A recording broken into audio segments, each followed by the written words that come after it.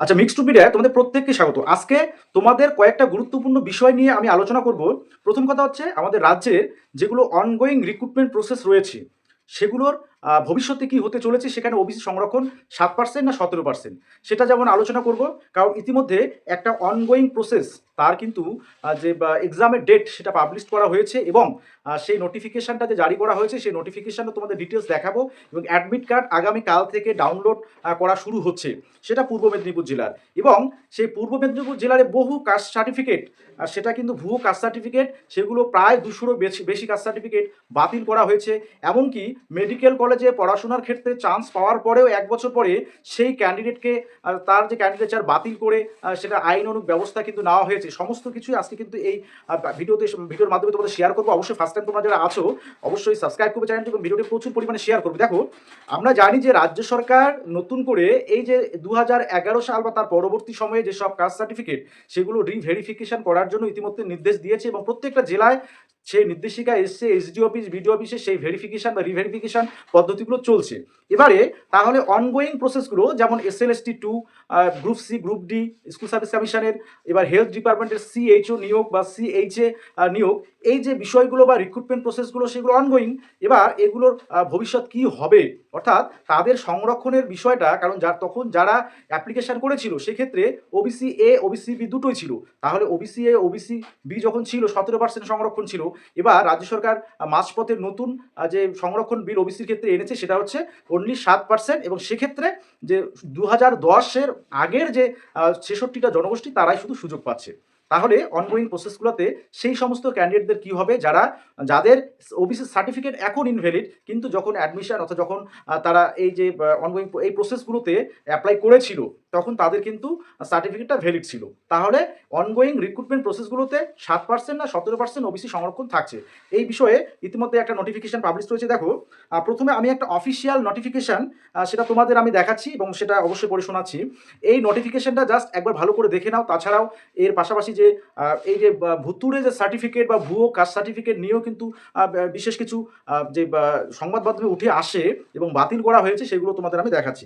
প্রথমে এই নোটিফিকেশনটা পাবলিশ হয়েছে 4 তারিখে অফিস অফ দ্য ডিস্ট্রিক্ট জাজ কাম চেয়ারম্যান, ডিস্ট্রিক্ট রিক্রুটমেন্ট কমিটি পূর্ব মেদিনীপুর। পূর্ব মেদিনীপুরের যে কোর্ট, হ্যাঁ, সেই জাজ কোর্ট সেই ডিস্ট্রিক্ট রিক্রুটমেন্ট কমিটির পক্ষ থেকে তারা একটা নোটিশ পাবলিশ করেছে, সেটা হচ্ছে জুলাইয়ের 4 তারিখ। আচ্ছা, নোটিশে কি বলা আছে যে it is hereby notified that tier 1 examination for employment notification নং 01 DRC Purba Medinipur dated 30th day of January 2025, অর্থাৎ 2025 সালে 30শে জানুয়ারি একটা নোটিফিকেশন পাবলিশ রয়েছে। কোন কোন পোস্টে? For the post of lower division clerk, English stenographer, grade 3, process server and group D of all candidates except OBC A and OBC B categories is scheduled to be held on a 2nd day of August 2026. The details shall be notified later on, এবং তাদেরকে website follow করতে বলেছে। অর্থাৎ এখানে যে এই যে পোস্টগুলোতে lower division clerk, English stenographer grade 3, process server group D, এই সমস্ত পোস্টে 2025-এর যে নোটিফিকেশনটা পাবলিশ হয়েছে যারা অ্যাপ্লাই করেছিল সেই সমস্ত ক্যান্ডিডেটদের তাদের কিন্তু পরীক্ষা তার ডেট সেটা কিন্তু 2nd অগাস্ট 2026, আগস্টের 2 তারিখে। এবার এখানে এই 2 তারিখের এক্সামে কারা বসতে পারবে বলছে? সমস্ত ক্যান্ডিডেটে বসতে পারবে, শুধুমাত্র OBC A and OBC B ক্যান্ডিডেটরা বাদ দিয়ে। তাহলে ওবিসি এ, ওবিসি বি এই ক্যান্ডিডেটদের বাদ দিয়ে পরীক্ষাটা হচ্ছে 2nd অগাস্ট, ঠিক আছে?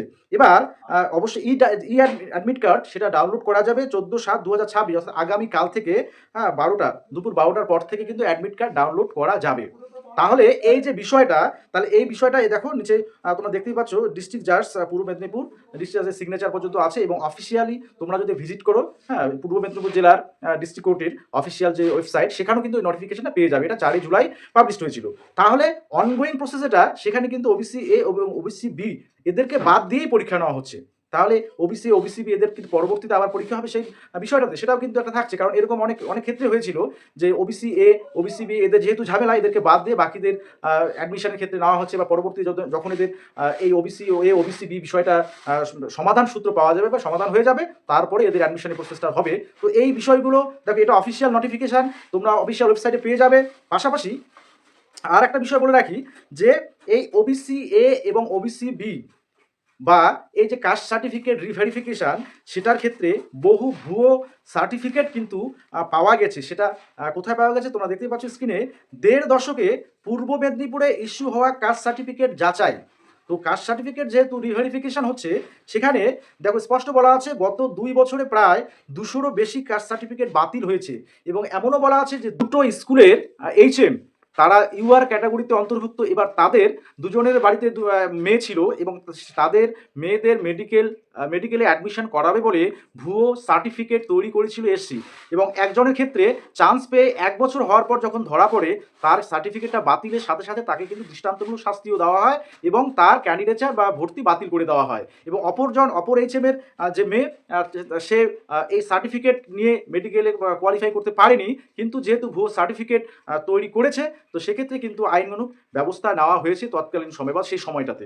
তাহলে এই যে ভুয়ো সার্টিফিকেট যাদের আছে এবং যারা তৈরি করেছে, তাদের কিন্তু দৃষ্টান্তমূলক শাস্তি হচ্ছে। এটা তার কিন্তু একটা উদাহরণ পাওয়া যাচ্ছে। এবার আসি ওবিসি এ আর বি কেসগুলো তাহলে কবে সমাধান হবে, বা রাজ্যে SLST2 থেকে শুরু করে CHO রিক্রুটমেন্ট, CHA রিক্রুটমেন্ট, এই রিক্রুটমেন্টগুলোর যে অনগোয়িং প্রসেস এগুলো কি অবস্থা হবে। তাহলে দেখো, মোট কথা রাজ্য সরকার ওবিসি এ বা ওবিসি রিলেটেড যে সুপ্রিম কোর্টে যে কেস রয়েছে, সেটা কিন্তু 2-1 দিনের মধ্যে সেই কেসটা প্রত্যাহার করে নিচ্ছে। প্রত্যাহার করে নিলে সেখানে কিন্তু আর কোনো বাধা থাকছে না, অর্থাৎ ওবিসি সংরক্ষণ 7%ই হবে। এই যে অনগোয়িং প্রসেসগুলো হচ্ছে, এই যে নোটিফিকেশনটা তোমাদের দেখালাম ডিস্ট্রিক্ট জাজ কোর্টের রিক্রুটমেন্টের পূর্ব মেদিনীপুরের, সেখানে ওবিসি এ ওবিসি বি কে বাদ দিয়েই কিন্তু পরীক্ষা চলছে।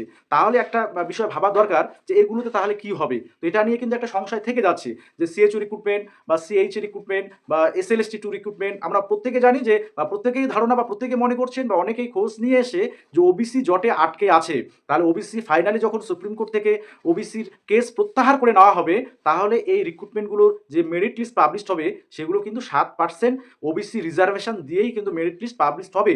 যদিও অনেকে ওবিসি সার্টিফিকেট তখন থাকার জন্য তারা কিন্তু ওবিসি হিসাবে অ্যাপ্লাই করেছিল, কিন্তু তবুও তাদের কিন্তু যে মেরিট লিস্টের ক্ষেত্রে যদি এরকমটা হয়, এই নোটিফিকেশনে যেরকম বলা আছে ওবিসি এ ওবিসি বি কে বাদ দিয়ে এক্সাম, তাহলে কারণ সেখানে মীমাংসার বিষয় আছে। আমি লাস্ট একটা ভিডিওতে তোমাদের দেখিয়েছিলাম কলেজ সার্ভিস কমিশনের এক ক্যান্ডিডেটকে তাকে প্রায় বাতিলের খাতায় সে চলে গেছে অলরেডি। কারণ রাজ্য সরকার যেহেতু নতুন নোটিফিকেশন দিয়েছে ওবিসি সংরক্ষণের, বিধানসভায় বিল পাস করেছে, এবং সুপ্রিম কোর্ট থেকে যদি ওবিসি কেস তুলে নেয়, তাহলে কিন্তু 7% সংরক্ষণ ছাড়া কোনো উপায় থাকছে না। অর্থাৎ 66টা জনগোষ্ঠী এবং 7% সংরক্ষণ ওবিসিদের, এটা নিয়েই কিন্তু অনগোয়িং প্রসেস থেকে শুরু করে নতুন যে রিক্রুটমেন্ট প্রসেস, সব ক্ষেত্রে কিন্তু এই বিষয়টা লাগু হচ্ছে।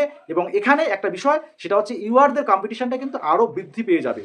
এবং যাদের দেখা গেল কাস্ট ক্যাটাগরি রিলেটেড যে বিষয়গুলো ভুয়ো সার্টিফিকেট অনেকে স্যারেন্ডার করছে, তো স্যারেন্ডার করার পরে তারা যখন পার্টিসিপেট করবে কোনো একটা এক্সামে, সে স্টাফ নার্স গ্রেড 2 হোক বা SLST হোক বা group C group D school service কমিশনের, সব ক্ষেত্রে কিন্তু তারা তখন ইউআর হিসেবে কম্পিটিশন করবে। তো সেক্ষেত্রে একটা ওবিসি নিয়ে যেমন জটিলতা, সেটা কাটার, অর্থাৎ সেই জটিলতা কাটতে চলেছে অলরেডি। এবং এই ইউআর এর যে কম্পিটিশন, সেটা কিন্তু আরও বৃদ্ধি পাচ্ছে এবং ইউআর ক্যান্ডিডেটদের যে চাপ, সেটা কিন্তু আরও বৃদ্ধি পেল।